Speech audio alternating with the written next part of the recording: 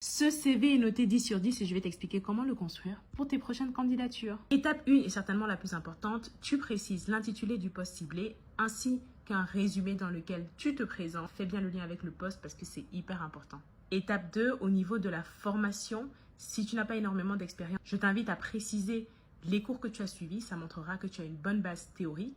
Ensuite, au niveau des expériences professionnelles, je t'ai précisé la méthodologie à suivre pour pouvoir présenter un CV qui va convaincre le recruteur. Alors pense bien à l'appliquer, ce qui va permettre au recruteur de voir ton adéquation avec le poste. Ne sous-estime pas l'impact des expériences associatives parce qu'elle te permet de pouvoir démontrer tes compétences, démontrer que tu as de l'expérience. Bien sûr, on n'oublie pas une photo professionnelle, la partie coordonnée dans laquelle tu présentes un mail professionnel, les compétences. Si tu as des compétences techniques, je t'invite également à les inclure dans cette partie.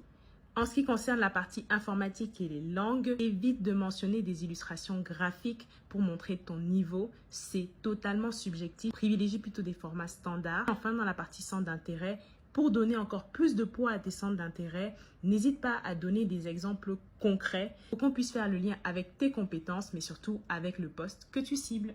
Et si cette vidéo t'a plu, abonne-toi et dis-moi en commentaire si tu souhaiterais avoir accès à ce template. Les pierres les plus rares dans le monde, c'est pas le diamant blanc qu'on trouve place Vendôme, ni le saphir, ni le rubis, mais c'est des pierres de couleur. Parmi les plus rares, on trouve le diamant rouge, on en connaît une trentaine à ce jour. La tsavorite, c'est un grenat vert intense qu'on trouve dans la mine de Tsavo au Kenya. La tanzanite, qu'on trouve exclusivement en Tanzanie. L'alexandrite, qui est une pierre qui change de couleur en fonction de la source lumineuse, qu'elle soit chaude ou froide. Et je dirais le spinel bleu cobalt, qu'on trouve que dans certaines mines, notamment au Vietnam.